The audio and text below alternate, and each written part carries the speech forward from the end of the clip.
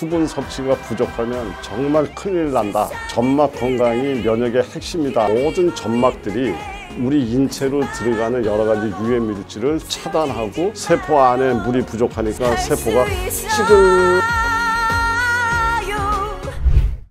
충주에서 모자앤 약국과 한국푸드닥터 교육원을 운영하고 있는 한영선 약사입니다. 제가 지금 오늘은 이렇게 마스크를 가리고 처음 우리 이제 만나 뵙고 있습니다. 이제 그럴 만한 이유가 있습니다. 왜 그러냐면 오늘은 점막 건강과 면역이라는 그런 주제로 이제 이야기를 드릴 건데, 그 중에서도 당뇨 환자 그리고 노인분들은 지금처럼 이렇게 더운 여름에 수분 섭취가 부족하면 정말 큰일 난다. 이러한 내용으로 이제 이야기를 준비를 했습니다.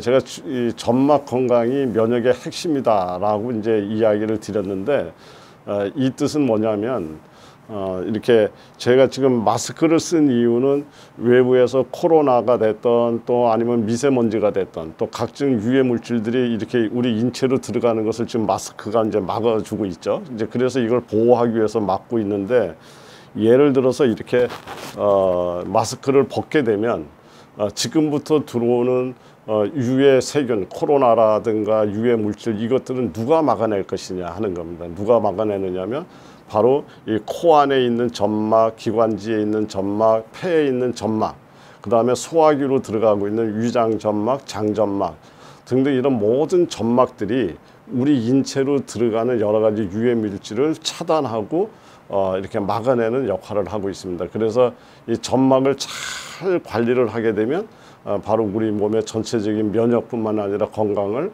관리하는 거랑 같은 의미로 우리가 이해를 해도 되겠다, 이제 이런 얘기가 됩니다. 그래서 제가 오늘 마스크를 쓰고 첫 스타트를 오픈했습니다.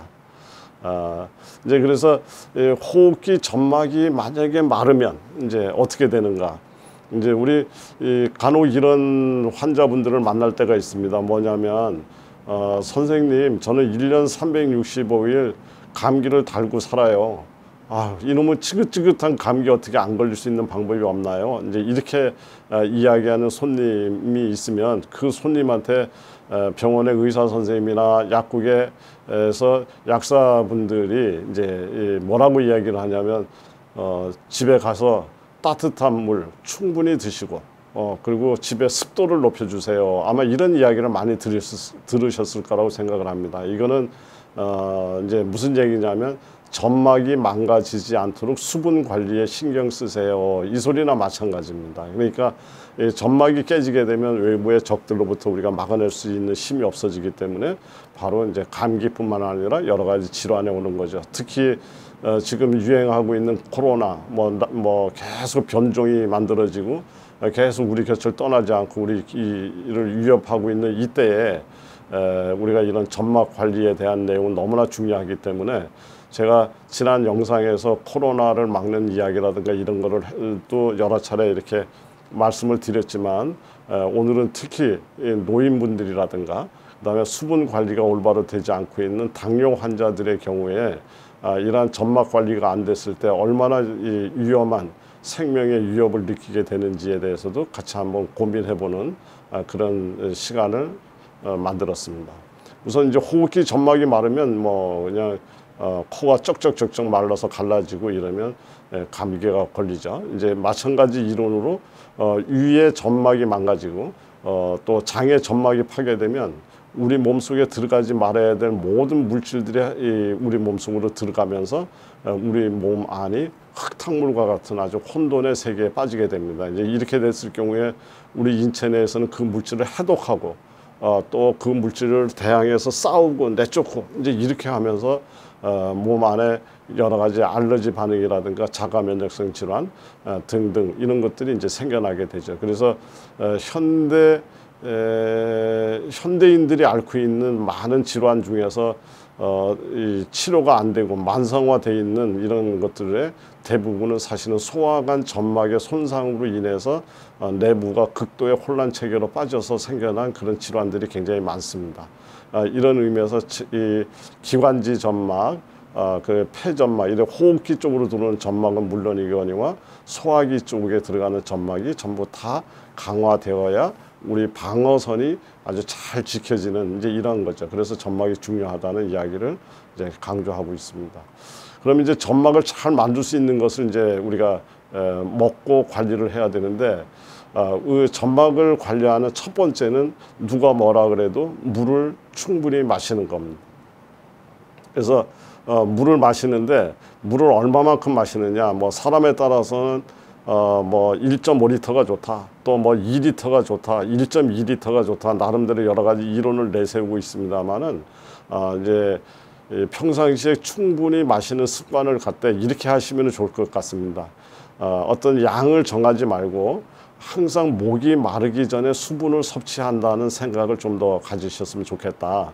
이미 목이 마르다라는 느낌을 가졌을 때는 우리 몸에 여러 가지 세포라든가 몸 안에서 수분이 이미 부족한 상태에 들어갔다는 것을 이야기하기 때문에 목이 마르기 전에 수분을 섭취한다. 이것이 가장 중요한 것 같고요. 그리고 또 수분의 적정량에 대한 판단은 소변 색깔로 판단하는 것이 좋습니다. 그래서 소변 색깔이 짙은 노란색이라든가 또 심지어는 붉은색에 가깝게 될 정도로 이 색깔이 있는 이런 소변을 본다는 것은 물의 양이 부족하다는 것을 이야기하기 때문에 소변 색깔이 거진 없는 아주 맑은 거나 있다고 하더라도 약간의 색을 띤 정도의 이랬던 소변 관리를 하게 되면 수분 관리를 잘 하는 것이라고 볼 수 있겠습니다. 제가 이제 이런 이야기를 하니까 이제 혹자는 이런 이야기를 합니다. 그렇지 않아도 나는 그냥 진짜 마시는 거 많아. 커피도 많이 하루에 몇 잔씩 마시고 음료수도 여러 차례 마시기 때문에 크게 나는 수분 관리에 문제가 없어. 이렇게 이야기하시는 분을 굉장히 쉽게 만날 수가 있는데, 어떻습니까 시청자 여러분? 커피, 음료수, 물을 대신할 수 있을까요? 그렇지 않죠. 그건 왜 그러냐면 이렇습니다. 지금 여기 그림으로 소개를 드리고 있는데, 우리는 물을 마시는 이유는 최종적으로 세포까지 물을 보내기 위해서 이제 물을 마시는 겁니다. 그런데 이제 지금 이 그림 중에 이제 배추에다가 지금 소금, 설탕 이렇게 이제 해놨는 그림을 보시는데, 이 그림은 뭐냐면 우리 배추를 절글 때 배추에다가 소금을 뿌리면 배추에 있는 물이 바깥으로 나오죠. 이거는 우리는 삼투압 현상이라고 이야기를 합니다. 이와 마찬가지로 지금 이제 그 좌측에 있는 그림이 빨간색이 이제 혈관, 혈액이라고 가정을 하면 정상 세포는 혈액에 있는 물과 세포에 있는 물이 같은 비율로 들어갔다 나왔다 들어갔다 나왔다 해서 세포의 모양이 정상적인 상태를 유지하고 있는 그림을 그려놨고요. 그 다음에 이 바로 옆에 비교하는 그림에는 뭐냐면 혈관 안에 고혈당, 당뇨 환자죠. 식품 첨가물이 많이 들어있는 이런 어떤 이제 이 음식들, 그 다음에 또 수분을 바깥으로 빼내는 그런 능력이 그런 작용을 갖고 있는 카페인 음료, 이런 것들이 이제 혈액에 많이 함유돼서 이렇게 있게 되면 혈액에 있는 물이 세포 안으로 들어가는 것이 아니라 거꾸로 배추가 소금에 의해서 절여지듯이 세포가 절여지는 거죠. 세포에 있는 물이 이 바깥으로 빠져나오면서 세포가 변형되고 찌글찌글해진 이러한 모습을 이제 지금 그림을 그렸는데, 이것이 이제 수분이 부족한 세포고, 이러한 수분이 부족한 세포가 많아지게 될수록 노화뿐만 아니라 또 심지어는 생명을 위협하게 되는 이러한 문제를 낳기 때문에 우리가 혈당이 높은 당뇨 환자라든가 또 커피를 즐겨 찾고 있는 이런 분들, 그 다음에 이제 노인분들이요. 노인분들은 이제 이렇습니다. 그래, 정상적인 20대의 경우 세포 안에 물의 비율과 세포 밖의 물의 비율이 1대1로 아주 잘 들락날락하면서 이제 균형이 잘 맞는 걸로 돼 있는데, 70대 노인분 같은 경우에는 세포 안의 수분이 0.8, 바깥에 있는 수분이 1, 이러니까 세포 안에 물이 부족하니까 세포가 찌글 이렇게 된 거죠. 그래서 이제 우리 세포가 쭈그러들고 이제 그래서 이제 노화가 진행이 됩니다. 그래서 제가 앞에서 말씀드렸던 것처럼 세포 안에 있는 물을 자꾸 바깥으로 불러내서 빼내게 만들 수밖에 없는 병리를 갖고 있는 당뇨 환자라든가 세포 안에 물의 저장 능력이 매우 떨어져 있는 노인분들 같은 경우에 지금같이 무더운 여름철에 수분 관리를 잘못하시게 되면 생명을 매우 위협하는 이러한 상황이 될 수 있기 때문에 수분 관리에 아주 철저하게 잘 관리를 해야 된다. 목이 마르기 전에 물을 마시는 습관을 갖자. 이제 이 얘기를 지금 드리고 있습니다. 그리고 두 번째는 이 점막을 강화할 줄 아는 음식들이 역시 좋습니다. 점막을 강화하는 음식은 이제 미끈미끈하고 끈적끈적한 그런 성분을 많이 갖고 있는 그런 음식들이 바로 점막을 강화할 줄 아는 성분이고요. 대표적인 거는 해조류입니다. 미역, 김, 다시마, 파래 이런 끈적끈적한 이런 성분들이 있는 음식은 우리 몸속에 들어와서도 역시 점막을 강화하는 데 매우 도움을 주고요. 그리고 이제 비타민 A와 카로틴류를 함유한 식품 했는데 이것은 바로 대표적인 단호박이죠. 단호박, 당근, 양배추, 뭐 브로콜리, 뭐 이런 등등이 바로 이제 그러한 재료입니다. 그래서 세계적인 장수 국가, 특히 일본의 그 장수 그 지역에는 외부 사람들에 비해서 유난히 많이 먹는 음식이 두 가지가 있다고 얘기를 합니다. 그 두 가지가 하나는 단호박이고 하나는 당근이라고 그럽니다. 그러니까 단호박과 당근이 갖는 공통점은 바로 점막을 강화하고 우리 몸의 보호막을 튼튼하게 만드니까 세포가 건강하고 면역 기능이 건강하기 때문에 바로 장수로 연결된 것이 아닌가 이렇게 이야기를 드리고 싶고요. 그다음에 참조로 이것 이외에도 우리 몸 안에 수분을 잘 만들어지게 만드는 그런 재료들이 있습니다. 이것들이 이제 이거는 보통 우리가 음식에 자주 쓰는 것은 아니지만 이제 오미자라고 있습니다. 오미자차, 오미자청 이런 거. 그다음에 맹문동이라고 있습니다. 그래서 맹문동 같은 경우는 이제 목이 마르고 마른 기침이 나오고 지금처럼 코로나 후유증으로 잔기침이 지속될 때 이제 많이 도움이 되는 재료죠. 그리고 비타민 C 있습니다. 비타민 C 먹으면 입에 침이 많이 고이고 점액질이 많이 만들어지기 때문에 이런 것들로 점막을 강화하는 데 도움을 가지시면 좋을 것 같다는 생각이 들고요.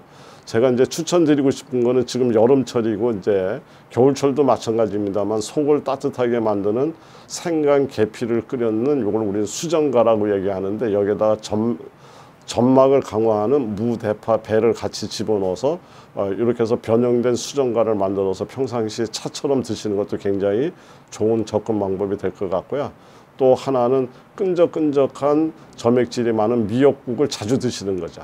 이것도 굉장히 좋습니다. 미역국은 참조로 지금 이제 슈퍼푸드라고 해서 미국에서 아주 급부상하고 있는, 그러니까 코로나 이후에 급부상하고 있는 이제 음식이죠. 최소한도 코로나가 오기 전까지는 미국에서 볼 때 악성 외래종 100가지, 그러니까 없애야 될 100가지 중에 미역이 들어있었다고 그럽니다. 이제 그런데 코로나가 오면서 점막의 중요성이 강조되고 혈액을 맑게 만드는 이러한, 그리고 염증을 제거하고 이러한 기능을 갖고 있는 식품을 찾으면서 그 미역이 가장 그러한 조건을 갖고 있고 뛰어난 식품임을 알게 되면서 미국에서 지금 미역이 아주 김치 다음으로 매우 각광을 받고 있다고 이야기를 합니다. 그러니까 우리 미역국 많이 먹고 이 어려운 시기 지나갔으면 좋겠다는 생각이 들고요. 그리고 이제 앞에서 얘기했던 단호박, 당근, 그 다음에 양배추, 양파 이런 것들을 소재로 해서 이렇게 스프를 끓여서 푹 끓여서 매일같이 스프를 아침, 저녁 또는 아침 또는 저녁 이렇게 해서 하루에 한 번 내지 두 번 정도 이렇게 꾸준히 드시게 되면 몸 안에 여러 가지 점막 관리에서 매우 도움이 되고, 그다음에 여러 가지 면역 기능을 향상시킬 수 있는 식품이 포함하고 있는 항산화 성분들에 의해서 이렇게 건강 관리에 매우 도움이 되는 이런 스프라고 생각합니다. 한번 우리 시청자 여러분들께서도 한번 꼭 이론으로 공부하지 마시고 몸으로 체험하고 경험하시면서 건강을 챙기셨으면 좋겠습니다.